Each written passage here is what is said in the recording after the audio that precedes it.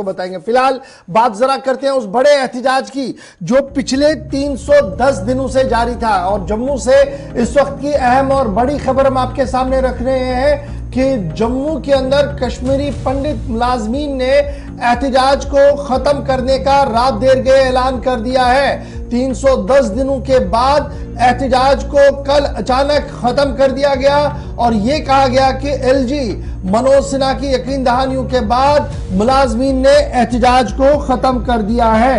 याद रखिएगा, राहुल भट्ट रजनी बाला के कत्ल के बाद पिछले साल मई के महीने में जब राहुल भट्ट और रजनी बाला का कत्ल हुआ था जम्मू कश्मीर यूनियन टेरिटरी के अंदर, उसके फौरन बाद कश्मीरी पंडित एम्प्लॉयज जो कश्मीरी पीएम पैकेज के तहत हो, नॉन पीएम पैकेज के तहत हो या माइनॉरिटी कम्युनिटी के जो लोग थे वो खौफजदा वहां पर हुए और कुछ लोगों ने हिजरत भी जम्मू की ओर की और कुछ लोगों को रोकने में सरकार कामयाब भी हुई। तो हम तब से लेकर कल रात देर गए तक जम्मू के अंदर लगातार मुलाजमीन एहतिजाज कर रहे थे। इस बीच लेफ्टिनेंट गवर्नर इंतजामिया ने लगातार कई बार यह कहा कि मुलाजमीन वापस अपनी ड्यूटी पर भी आए हैं और जो लोग नहीं आए हैं उनके खिलाफ जाब्ते की कार्रवाई भी होगी। महाशिवरात्रि पर बहुत सारे मुलाजमीन को तनख्वाहें नहीं मिली, जिसको लेकर एहतिजाजी मुजाहिरों ने कहीं ना कहीं एहतिजाज के दौरान इस बात का बरमला इजहार भी किया।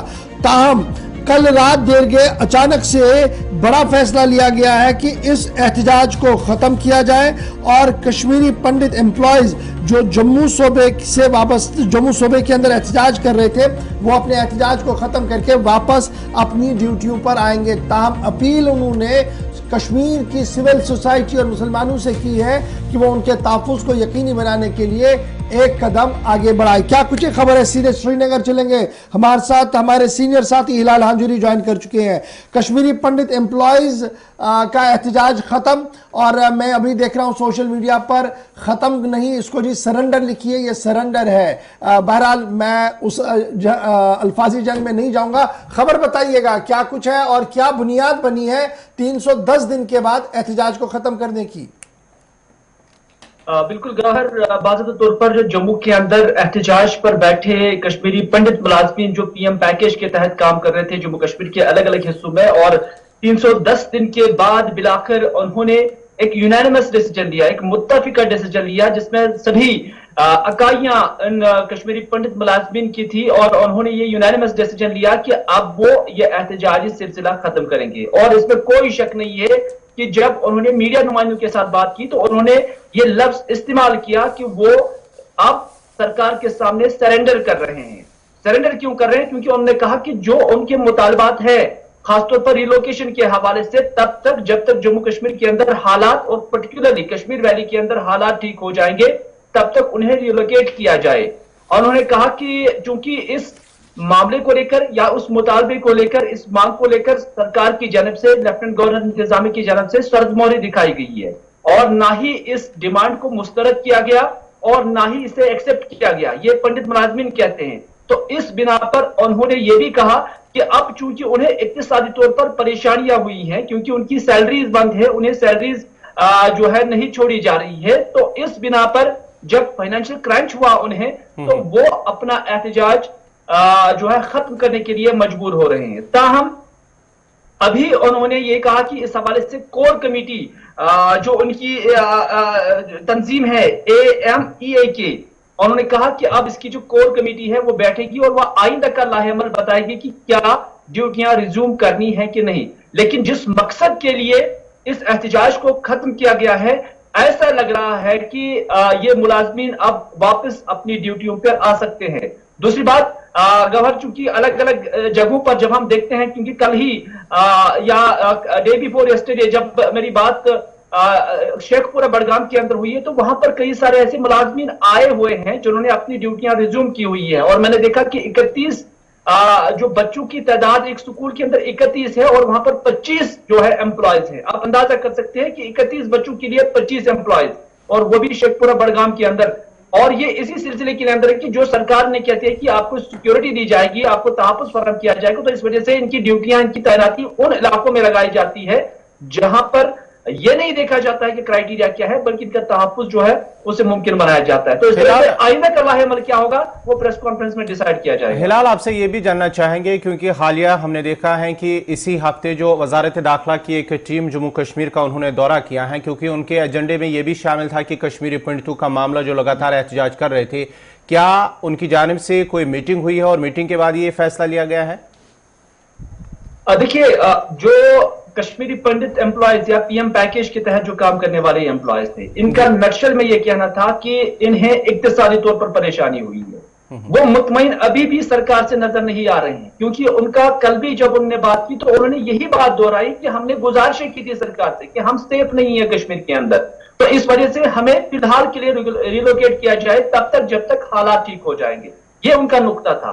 तो उस पर किनके साधु की बात हुई है या जो इंटरनल सिक्योरिटी पर ब्रीफिंग दी गई है या बताया गया कि सब कुछ ठीक ठाक है, ये उस कॉन्टेक्स्ट में नहीं है, बल्कि उनका कहना है कि इक्तिसादी तौर पर वो कमजोर हो गई है और उनके पास कोई चारा नहीं था सरकार के सामने सरेंडर करने का। ये इत्तेफाक की राय नहीं बल्कि ये सरेंडर है जो उनके बकौल है। तो इस वजह से आइंदा का लाहेअमल क्या होगा, क्योंकि उन्होंने कहा कि अब वो क्या नौकरियों पर जाएंगे या नहीं जाएंगे, क्योंकि अगर नहीं जाएंगे तो फिर क्या रिजाइन एक तो वाहिद हल है, ये देखने वाली बात होगी। लेकिन ऐसा लग रहा है कि ये मुलाजमीन वापस ड्यूटी पर आ सकते हैं। बहुत शुक्रिया हिलाल हमारे साथ ज्वाइन करने। मेरे साथ योगेश जी भी ज्वाइन कर चुके हैं जी जम्मू से। बहुत शुक्रिया योगेश जी ज्वाइन करने के लिए। 310 दिनों का एक लंबा जदोजहद और चंद मामला थे जो हुकूमत की नज़र आप कर रहे थे कि हमारी जो सिक्योरिटी का सिस्टम है उसको रिव्यू किया जाए, हमारे तहफ़्फ़ुज़ात को जो खदशात हैं उन्हें दूर किया जाए। किस हद तक आप मुतमईन हुए हैं गवर्नमेंट की एश्योरेंसेस से, जिसके बाद रात देर गए ये बड़ा फैसला कि एहतजाज खत्म? बेसिकली मैं सबको नमस्कार करता हूँ जितने पैनल में। हमारा धरना कल इसलिए खत्म हुआ है दैट हमारी एक टेंसाइल स्ट्रेंथ, एक सैचुरेशन लिमिट आ चुकी थी एम्प्लॉयज की। हम लोग फाइनेंशियली काफी हद तक चोक डाउन हो चुके थे, बैंकरप्ट हो चुके थे, और जो डिमांड रिलोकेशन, अटैचमेंट, डेप्लॉयमेंट ये तब जाहिर की गई थी डिमांड की, जो हमने घाटी की हालत अक्टूबर 21 के बाद देखे थे जब दीपक चंद्र और सुखविंदर कौर की हत्या हुई थी जी। उसके बाद अगर जितना भी हम सिक्योरिटी की बात करते हैं, जो भी सिक्योरिटी पॉलिसी सेटअप, वो final full stop target killings पे उसी दिन लगता, बट अनफॉर्चुनेटली नहीं लग पाया। उसके बाद 310 दिन तक हम एहतजाज यही करते रहे कि हमें घाटी से बाहर रखिए कुछ टाइम के लिए, जब तक वहां के हालात ठीक नहीं हो जाते। लेकिन शायद मुझे लगता है कि गवर्नमेंट डोमेन में इस डिमांड को पसंद नहीं किया गया, और जो डिमांड 310 दिन में भी पूरी नहीं हुई, इस दौरान कोई बातचीत भी इस पे नहीं हुई, वो 620 दिन तक भी पूरी नहीं होती। रही बात फाइनेंशियली चोक डाउन, हम लोग बड़ी ईमानदारी और ऑनेस्टी पे चले हैं। हमें बहुत सारे ऑफर्स बीच में आए थे दैट आप हमसे भी फाइनेंस ले लीजिए, हमसे भी फंड रेज ले लीजिए, तो we never opted for that because we don't want to go against any administration. और रही बात आज के दिन में हम ये सरेंडर करते हैं अपनी लाइव्स को, that we surrender our lives in hands of the administration. अब उनकी मर्जी, वो कैसे बचाते हैं वो उन तक है, they are the best administrator. But unfortunately अगर हमारा दिल सुना होता, दर्द समझा होता, तो आई गेस कि ये जो अभी कुछ देर के लिए रिलैक्सेशन दिया होता है एम्प्लॉयज को जम्मू में, तो तब तक के लिए जो टारगेट किलिंग्स वहां पे हो रही है वो कम हो जाती है। सी अभी 4 दिन पहले टारगेट किलिंग हुई, एम्प्लॉयज का कॉन्फिडेंस फिर से कमजोर पड़ता जाता है।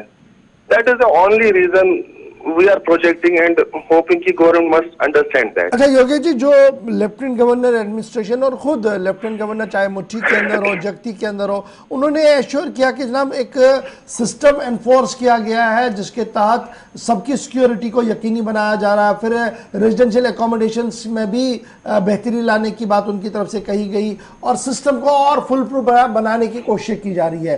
तो क्या मैं ये मानूं कि जो एलजी साहब की डायरेक्शंस थी वो Aahista Aahista letter and spirit adopt होना शुरू होगी, जिसके बाद थोड़ा सा कॉन्फिडेंस आपके अंदर भी आया? आपने कहा कि लेटर भी कि 310 दिनों के बाद हमें एहतजाज खत्म कर दें। नहीं, ऐसी बात नहीं है। अब when we are surrendering it means कि हम बिल्कुल हैंड ओवर कर रहे हैं अपनी lives in the hands of administration. Now giving security, उनके पास तो सारे अपैरेटस है, गवर्नमेंट के सारे अपैरेटस है कि इनको वहां पे क्या हालात है, उसमें मैं अपनी सिक्योरिटी की डिमांड नहीं कर सकता हूँ। अगर उन्हें लगता है ये रेंट पे सेफ है, वो उनका काम है हमें कहाँ रखना है। But however it is a rehabilitation plan, तो रिहैबिलिटेशन प्लान के हिसाब से इंफ्रास्ट्रक्चर देने चाहिए थे। अब हमारी एक ही डिमांड थी कि हमें अटैचमेंट, डिप्लॉयमेंट, डेपुटेशन या रिलोकेट कर दिया जाए जम्मू में कुछ देर के लिए, उसके बाद आप हमें वापस ले जा लीजिए under these infrastructure with proper security setups. लेकिन अगर ऐसा कुछ पूरा नहीं है, उसके अलावा हम क्या मांगे? हम तो beggars can't be choosers right now. It is the only now job of administration how they will handle us, how they will safeguard our lives in Valley. So we trust on them, bank on them. Let's see क्या होता है। बहुत शुक्रिया Yogesh ji join करने के लिए। 310 दिनों के बाद कश्मीरी पंडित एम्प्लॉयज ने बाज़ाब्ता तौर पर सरेंडर किया है। थोड़ी देर पहले योगेश जी भी बता रहे कि उन्होंने सरेंडर किया है और हुकूमत के सामने वो तमाम तर मुतालबात जो रखे थे उसको यकसर छोड़कर सीधे ड्यूटियों पर जाने का फैसला ले लिया है, यानी 310 दिनों के बाद एहतजाज खत्म। जो